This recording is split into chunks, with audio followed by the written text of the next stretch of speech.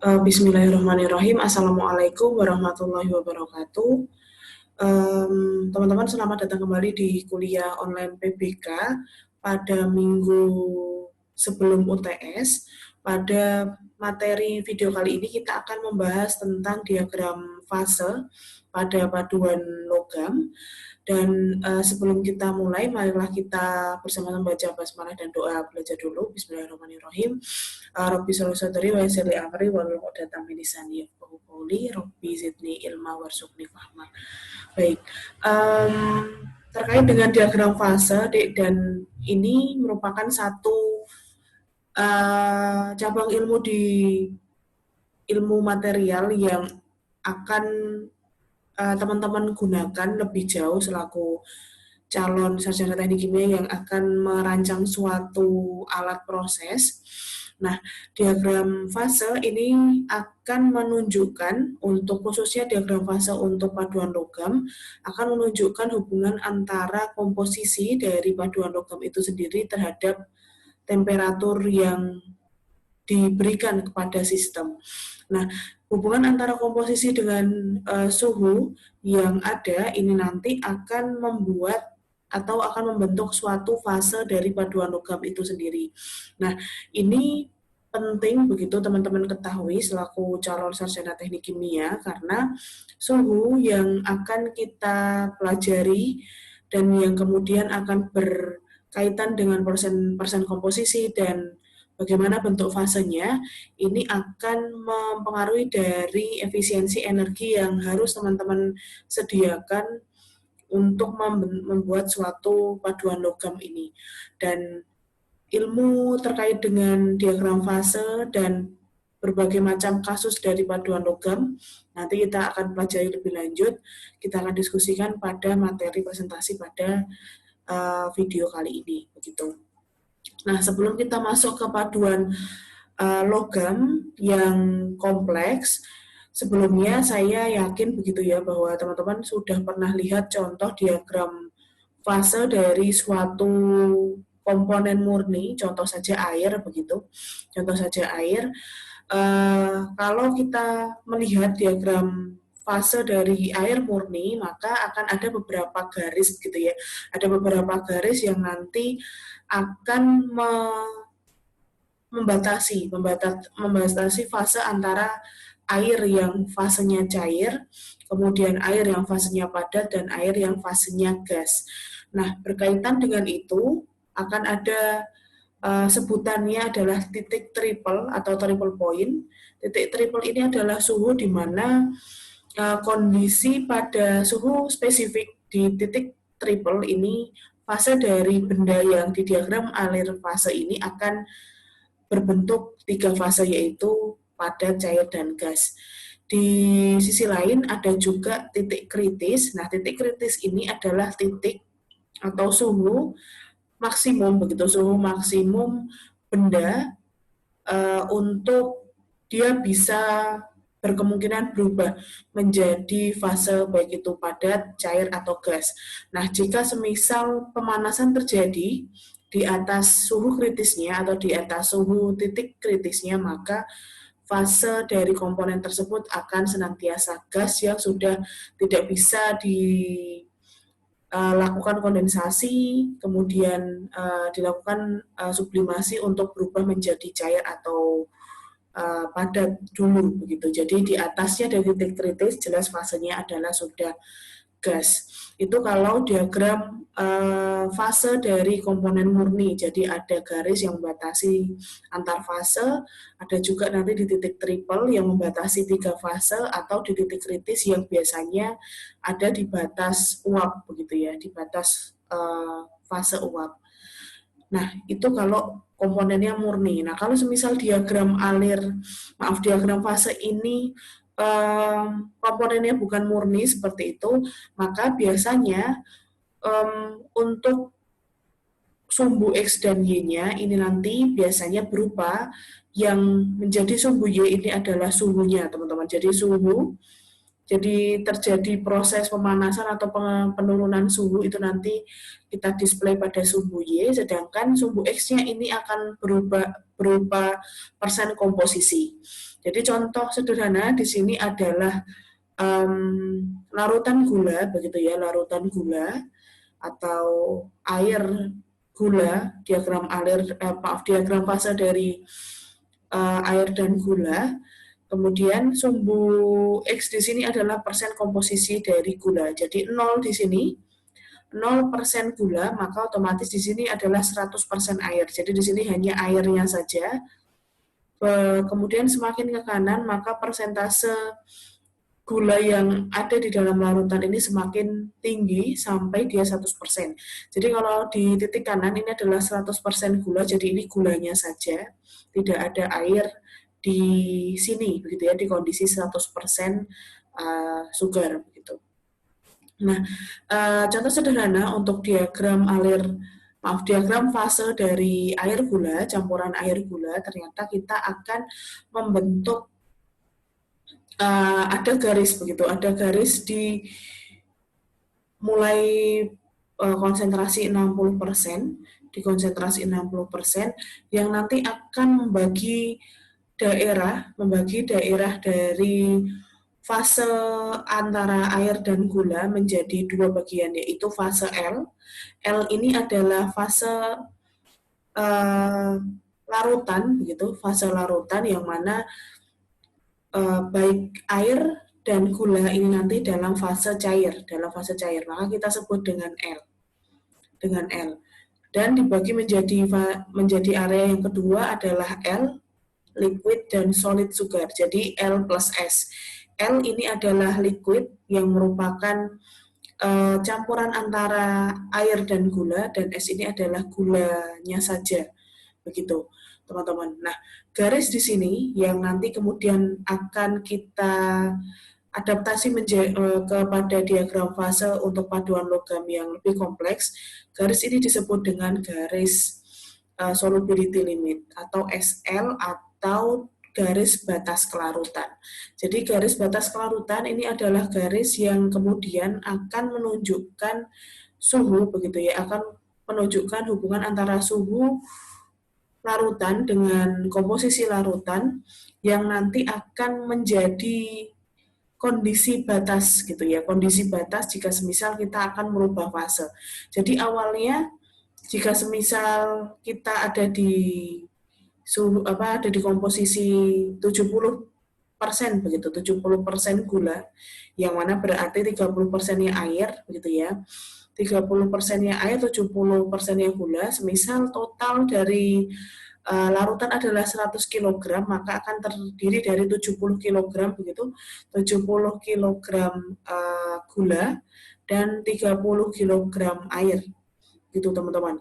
Nah, di 70% di suhu 20 begitu ya, di suhu 20 derajat Celcius, kita tarik garis ke kanan menuju ke 70 di antara sini, kemudian kita turunkan, ternyata fasenya masih berbentuk campuran begitu. Jadi 30 kg air ini nanti hanya melarutkan sebagian begitu. Sebagian dari 70 kg gula, sehingga masih ada gula yang bersifat padat atau tidak larut di dalam air, karena kalau suhunya 20 derajat dia masih tidak larut sempurna. Tetapi kalau misal kita naikkan terus suhunya hingga 80 derajat begitu ya, hingga 80 derajat, kita geser 80 derajat ke kanan, kemudian kita turunkan di sini, kemudian di sini sudah 70. Nah, titiknya sudah ada di daerah sini, teman-teman. Nah, daerah sini itu sudah liquid, sudah L semua, maka air yang tadi 30 kg ini nanti sudah melarutkan keseluruhan gula yang 70 kg tadi. Karena apa? Solubility-nya atau tingkat kelarutannya jauh lebih tinggi karena adanya kenaikan suhu. Jadi dia relate dengan sifat fisis dari suatu kelarutan, bahwa semakin tinggi suhu, maka kelarutan pun akan juga semakin lebih besar.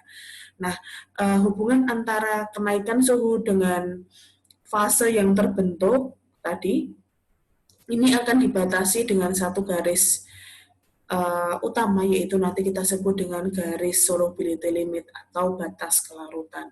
Jadi secara pengertian solubility limit ini artinya adalah konsentrasi maksimum gitu, konsentrasi maksimum yang bisa dicapai begitu, dicapai oleh suatu campuran yang nanti fasenya adalah seragam atau satu. Jadi kalau di liquid ini, jadi kalau komposisinya 80 begitu ya, 80% begitu, 80% larutan gula 80%, maka suhu maksimal gitu ya, suhu atau konsentrasi maksimal atau suhu maksimal untuk bisa dia larut sempurna, maka kita tinggal tarik ke atas, kemudian berpotongan dengan dengan garis solubility limitnya.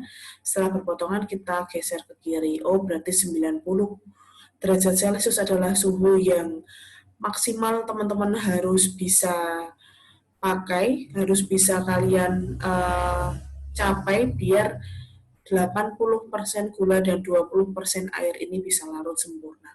Begitu. Oke. Nah, lalu kemudian teman-teman ditanya berapa sebetulnya solubility limit begitu, solubility limit untuk larutan gula pada suhu 20 derajat Celcius.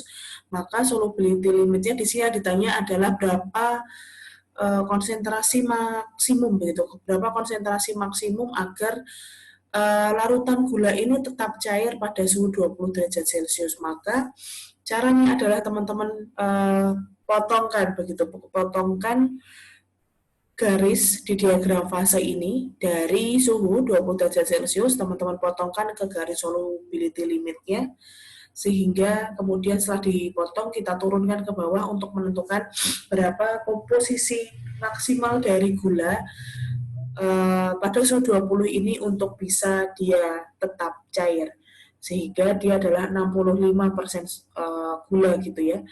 Jadi jika semisal dari contoh ini, maka jika semisal di suhu begitu, di suhu 20 derajat Celcius ini, kalau semisal teman-teman membuat gula pada konsentrasi di bawah 65, larutan gula di bawah 65%, maka fasenya dia jelas masih cair seluruhnya atau larutan begitu ya, masih dalam L. Tetapi jika pada suhu 20 derajat Celcius teman-teman membuat larutan gula ini lebih tinggi dari 65%, maka akan terjadi dua fase, yaitu fase cair, fase larutan gula, dan ada juga fase padatnya atau gula yang tidak terlarut begitu teman-teman. Nah, ini pun akan juga berpengaruh dan ini nanti menjadi pedoman utama untuk kita menentukan bagaimana komposisi, bagaimana fase, dan bagaimana suhu yang tepat untuk diagram fase pada berbagai macam contoh untuk paduan logam.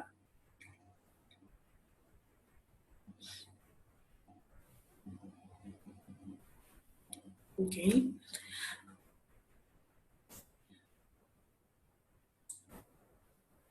Oke, kemudian sebelum itu kita ada di slide ini dulu bahwa untuk mengubah begitu ya, mengubah fase suatu komponen ini nanti kita bisa naikkan suhunya atau kita bisa tambahkan komposisinya. Kita back dulu ini untuk slideshow-nya.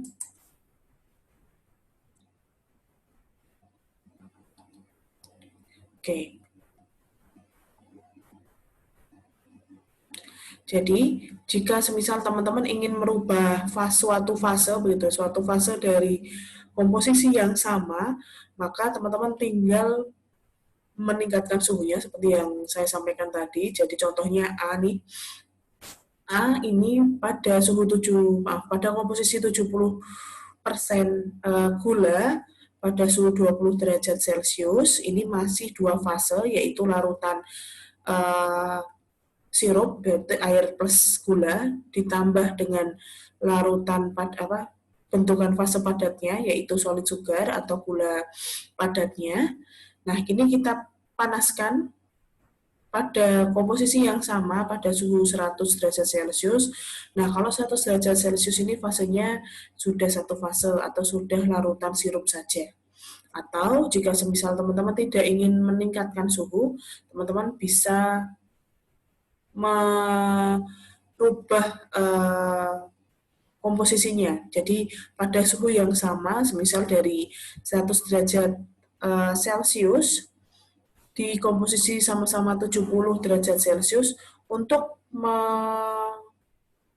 merubah dia yang awalnya satu fase menjadi fase yang biner, teman-teman tinggal tambahkan saja gulanya, sehingga dia nanti akan berubah menjadi dua fase.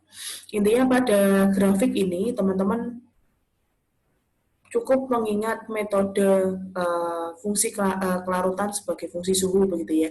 Jadi kalau semisal kelarutan semakin tinggi suhu dia akan semakin larut. Jadi yang awalnya dua fase karena ditambah suhu terus menerus maka kelarutannya pun akan semakin tinggi sehingga yang awalnya dua fase padatannya pun juga akan larut sehingga nanti menjadi satu fase kembali.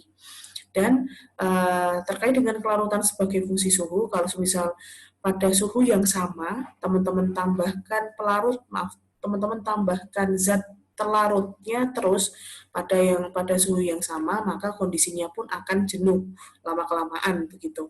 Sehingga nanti yang awalnya cair, dia akan berubah menjadi konsentrasi yang lewat jenuh sehingga nanti masih akan terjadi sisa atau terjadi butiran-butiran gula yang tidak kita gunakan sehingga nanti akan terjadi dua fase kembali, yang awalnya satu fase dia menjadi dua fase karena ketambahan komposisi yang cukup tinggi. Nah, begitu. Nah, ini adalah contoh untuk paduan logam tembaga dan nikel, teman-teman. Jadi kalau semisal kita berbicara tentang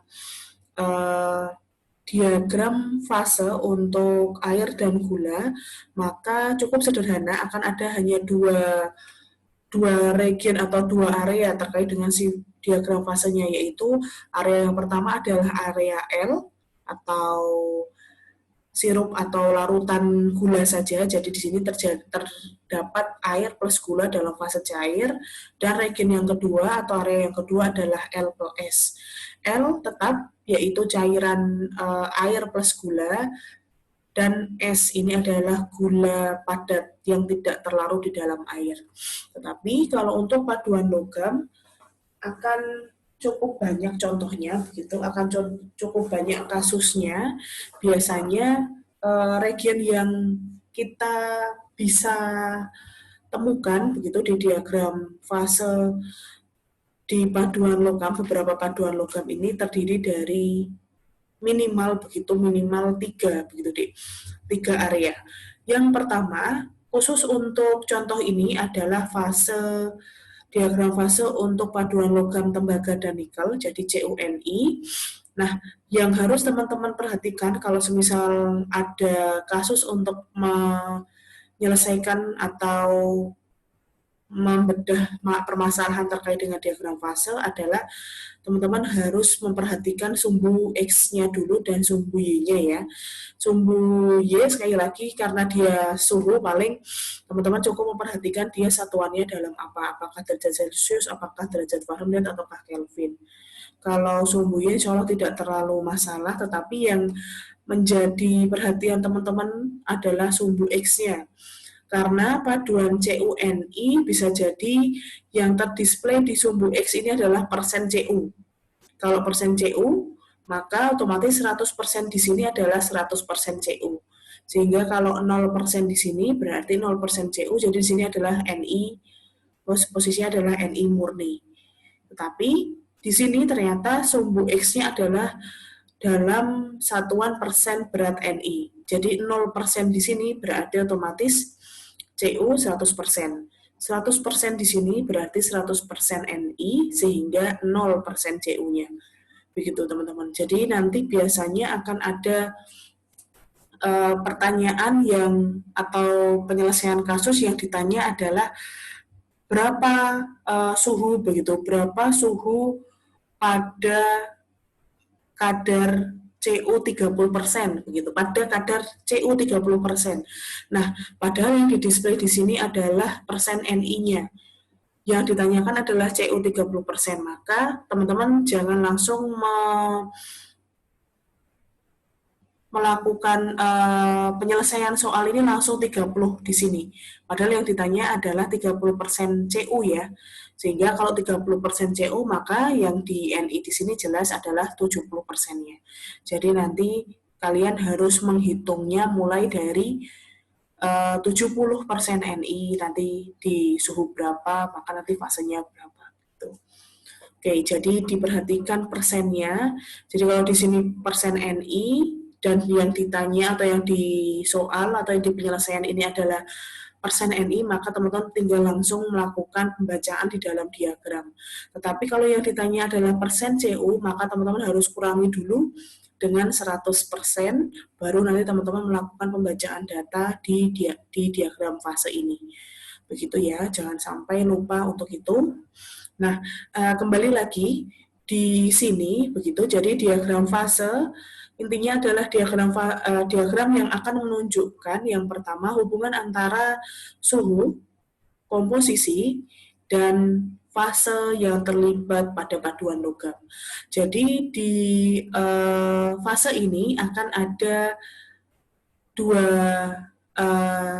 jenis fase begitu ya, Dek. Jenis fase yaitu yang pertama adalah fase cair, liquid. Jadi di sini ada Cu dan Ni yang cair, campuran Cu Ni cair atau campuran Cu Ni yang padat. Kita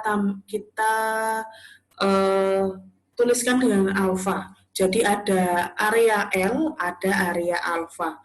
Nah, kalau teman-teman sudah melihat video saya sebelumnya terkait dengan fabrikasi logam, bahwa pada saat teman-teman melakukan casting atau melakukan pelelehan logam, maka dalam proses pengerasannya, jadi dalam proses pendinginannya dari logam yang cair menuju logam yang padat itu nanti dia akan melewati paduan logam itu akan melewati satu fase khusus, yaitu yang mana fase ini adalah fase campuran yang di sini terdiri dari fase cair dan fase padat atau campuran antara padat cair. Nah, area itu disebut dengan area L plus alfa. Jadi untuk paduan logam Cu dan Ni akan ada 3 area yang membatasi, yaitu area L saja, kemudian area alfa saja atau area padat saja, atau area campuran padat cair atau L plus alfa. Nah, sekali lagi, diagram fase ini nanti kemudian akan membantu teman-teman untuk menghitung berapa tahu sebetulnya suhu minimum agar nanti teman-teman bisa mencairkan seluruh paduan logamnya atau sebagian paduan logamnya, atau kemudian pengen ada di campuran itu nanti campuran cair padat, nanti teman-teman bisa menghitung berapa sih sebetulnya komposisi dari cair dan padatannya gitu. Oke, jadi di sistem ini akan ada dua sistem, yaitu sistem biner dan amorf. Jadi sistem biner ini terdiri dari dua, yaitu Cu dan Ni, dan sistem ini adalah isomorf gitu ya. Isomorf itu intinya sangat terlarut satu sama lain, dan fase alfa ini adalah fase padat yang fasenya adalah sudah terlarut satu sama lain. Jadi untuk ini nanti kita bisa lihat di contohnya. Nah, selanjutnya kita akan masuk ke contoh untuk mendeskripsikan begitu teman-teman, atau penggunaan diagram fase dari Cu dan Ni ini. Yang pertama, jika semisal kita sudah tahu suhu, Begitu, kita sudah tahu suhu dan komposisinya, maka kita bisa tahu fase yang terjadi atau fase yang terlibat pada paduan logam Cu dan Ni ini. Contohnya, jika semisal teman-teman tahu pada kondisi suhu 1100 derajat Celcius dan kadarnya adalah 60% Ni, maka fasenya adalah apa? Teman-teman tinggal potongkan gitu ya, potongkan titik 1100 yang kemudian potongkan juga di garis vertikal dari 60% Ni. Jadi titik potongnya ini nanti akan menunjukkan fase gitu, menunjukkan fase dari kondisi ini 1100 derajat Celcius dan 60% Ni.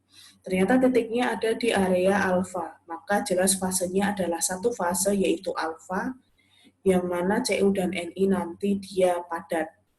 Yang bentuk kristalnya adalah FCC atau face center cubic gitu ya. Bentuk kristalnya adalah FCC. Selanjutnya, jika semisal suhu nya di 1250 derajat Celcius dan pada komposisi 35% Ni.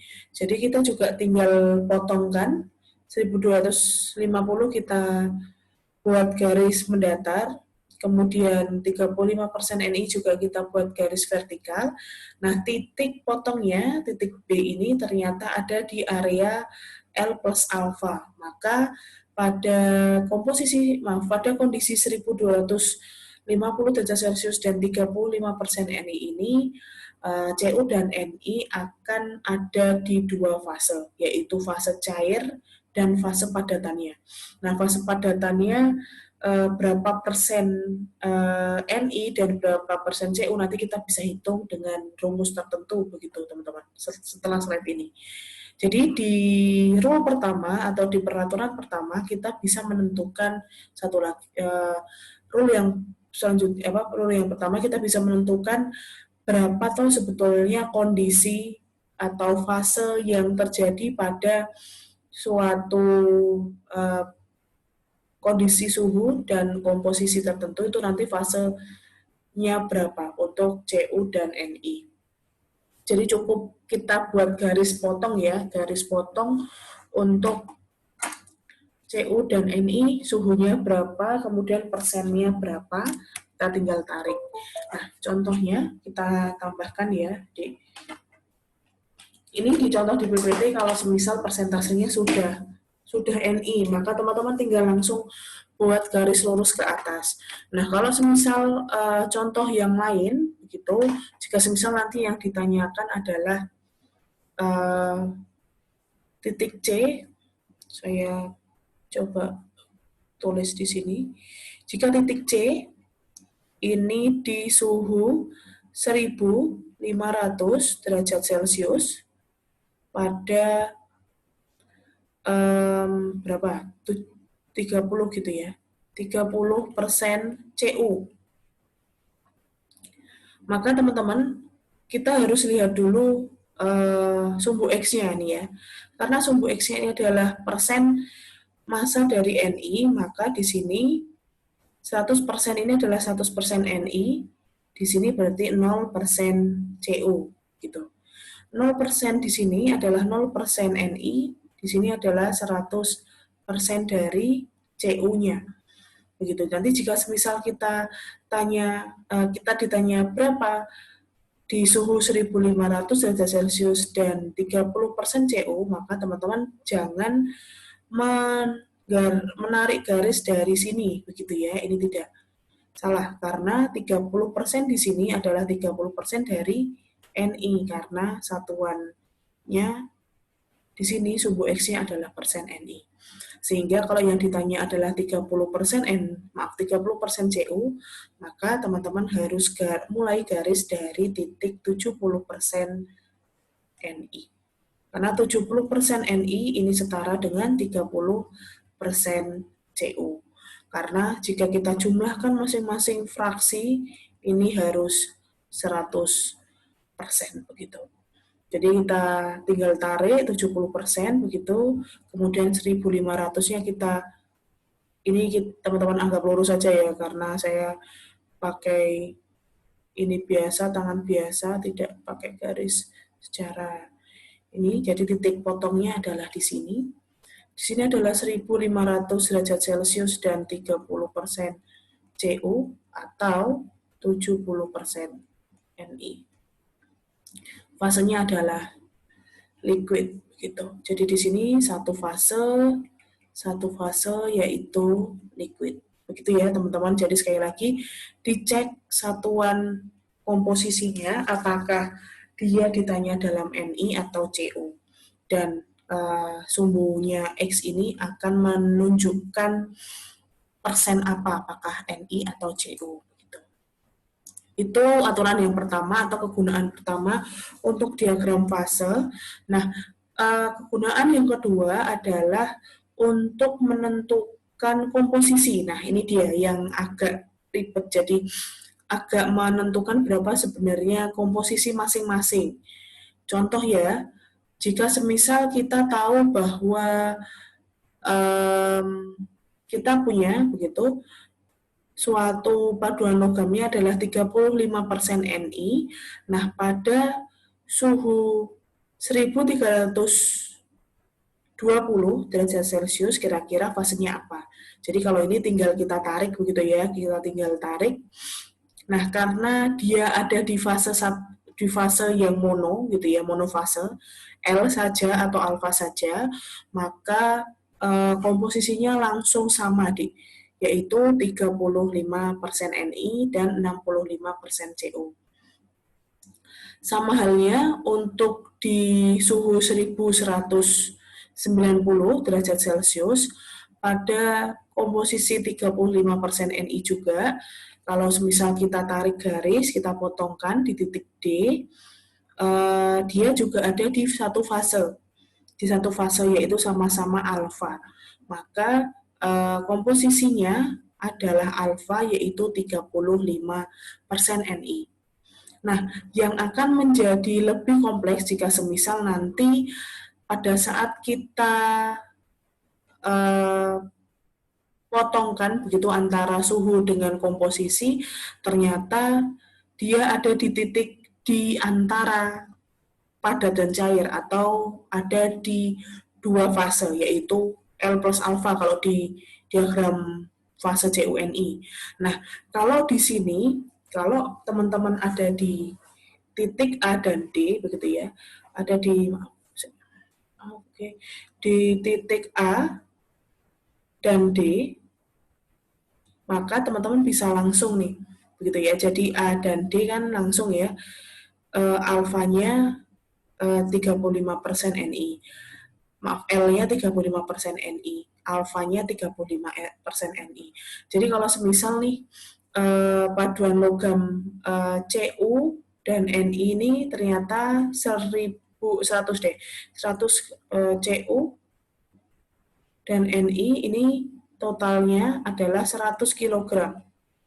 Maka pada suhu 1320 derajat Celcius ini nanti akan terdiri dari 35 kg Ni dan 65 kg Ni dalam fase cair ya, dalam fase cair. Sedangkan kalau yang di D ini adalah terdiri dari 35 kg Ni dan 65 kg Cu dalam fase padat. Dalam hal ini adalah nanti bentuknya adalah FCC atau face centered cubic, nanti bentuk kristalnya. Nah, tetapi kalau di B di sini karena fasenya L dan alfa, maka padahal L dan alfa nanti punya Ni sendiri, punya Cu sendiri, di sini pun juga ada Ni sendiri, berapa Cu-nya di sini, maka teman-teman memerlukan kompleks perhitungan yang lebih lanjut gitu ya untuk ini. Oke. Nah, untuk membentuk atau untuk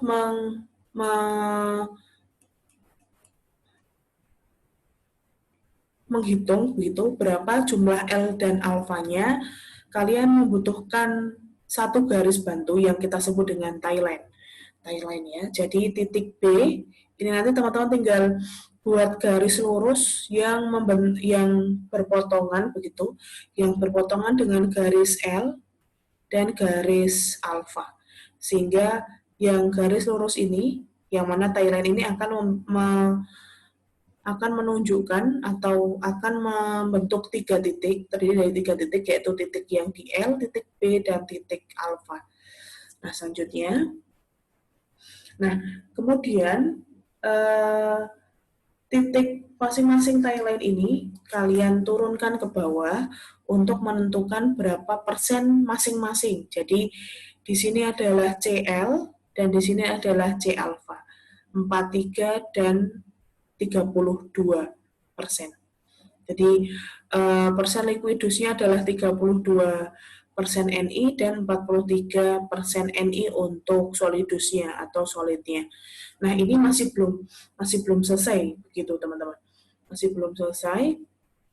Nah, kemudian berapa masanya begitu? Berapa masa untuk masing-masing Ni dan Cu di masing-masing L dan alpha, kita bisa hitung dengan model ini, dengan model tie line tadi. Jadi untuk mengetahui area L, yang mana area L adalah R di sini, maka kita bagi R plus S dibagi R plus S. Kalau kita menghitung area S di sini, maka yang kita bagi adalah R per R plus S. Gitu, teman-teman. Sehingga di sini ketemu 0,73 dan 0,27. Baik, jadi saya ulangi ya. Jadi pada suhu berapa ini tadi, 1250. Jadi pada suhu 1250 derajat Celcius, teman-teman, ternyata fasenya alfa plus L ya, alfa plus L. Nah, titik B di sini, kemudian teman-teman buat tie line ke kiri. Ini adalah, kemudian ke kiri kita turunkan, ini adalah CL, yaitu 32%. Jadi CL, saya tulis di sini dulu deh. CL adalah 32%, sedangkan C alpha, ini kita lihat dari titik B tadi, kita geser ke kanan, berpotongan dengan garis solubility limitnya alpha, turun ke bawah, ini nanti adalah persen alpha, yaitu 43%. Dari sini kita tahu bahwa dari 100 kg paduan logam tadi, dia terdiri dari 32 kg yang cair, begitu teman-teman, dan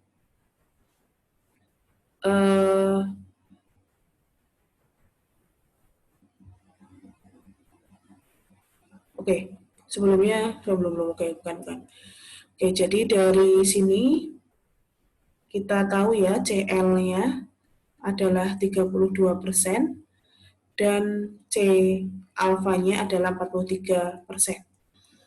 Baik, setelah itu, setelah tahu dari sini, kita bisa menghitung berapa persen berat masing-masing begitu. Berapa persen berat di setiap fasenya. Oke. Jadi dari sini kita punya CL 32, terus kemudian konsentrasi CP-nya tadi adalah 35% ya, yang disoal. Kemudian C alfanya adalah 43%. Nah, ini kan masih konsentrasi di dalam alfa dan di dalam L begitu. Kita masih belum tahu berapa W sebetulnya untuk alfa dan W sebetulnya untuk L. Nah, untuk menghitungnya, teman-teman punya dua area, yaitu area yang dekat dengan L dan area yang dekat dengan alfa. Nah, untuk menghitung area yang dekat dengan L, atau dalam artian di sini adalah WL, begitu, untuk menghitung fraksi berat fase cair, begitu, fraksi berat fase cair, maka teman-teman ini pakai metode timbangan gitu. Jadi kalau semisal di sini lebih rendah, maka kita lihat S-nya. Jadi di sini adalah S per R plus S, min S. R plus S-nya. Ya. Jadi di sini untuk menghitung L atau fraksi berat untuk cair, untuk fase cair ini adalah S-nya ini, karena ini untuk area L, untuk area alfa, S, kemudian kita bagi S dikurangi R. Jadi berapa S, kemudian kita kurangi dari 43 sampai 32, seperti itu. Dan kemudian sisanya untuk area yang alfa, berarti berat alfa, maka adalah R, kita kurangi S min R. Jadi kalau misal teman-teman ini pakai metode sebutannya adalah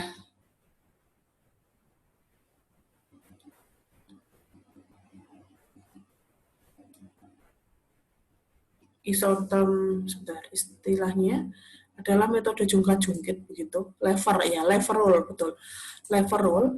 Jadi kalau misal teman-teman ingin tahu masanya ini, masanya alfa, misal dia lebih rendah kan berarti otomatis kan berapa panjang terhadap lawannya begitu, kemudian kita tinggal kurangi jaraknya begitu. Itu adalah untuk lever roll. Sehingga untuk kita tahu berapa area L, kita tinggal kurangi area alfanya dibagi jarak total begitu. Jadi S kita kurangi adalah S min R.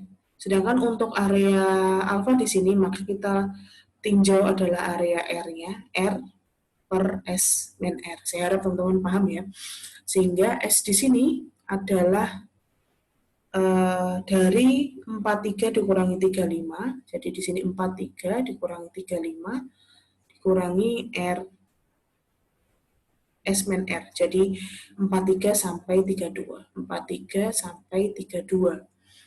Jadi sini sekitar 0,73. Nah, area untuk alfa di sini ada R, berarti 35 sampai 32, 35 sampai 32, dikurangi ujung sampai ujung, 43 kurangi 32. Di sini ketemunya 0,27. Nah, W dan nih, WL dan W alpha ini harus 100% teman-teman. Kalau tidak, berarti perhitungan teman-teman masih salah begitu ya. Di sini ternyata kita tambahkan 0,27 dari W alpha, dia adalah 1,00, maka fraksi ini betul. Jika semisal perhitungan teman-teman masih belum betul, maka harus ditinjau ulang lagi perhitungannya, begitu ya. Baik, nah dari sini kita bisa hitung nih tadi. Jika semisal kita umpankan NI dan CO itu di awal sebelum kita panaskan dan lain sebagainya, total dari NI dan CO ini adalah 100 kg, maka di suhu 1250 tadi, dia akan terjadi fase antara dua fase antara cair dengan padat, yang mana cairnya adalah sebesar 73 kg. 73 kg totalnya. Sedangkan alfanya atau yang sudah padat itu adalah 27 kg. Nah, 73 kg ini akan terdiri dari CL-nya 32% tadi ya, 32% NI. Jadi NI-nya adalah 32%, sedangkan CO-nya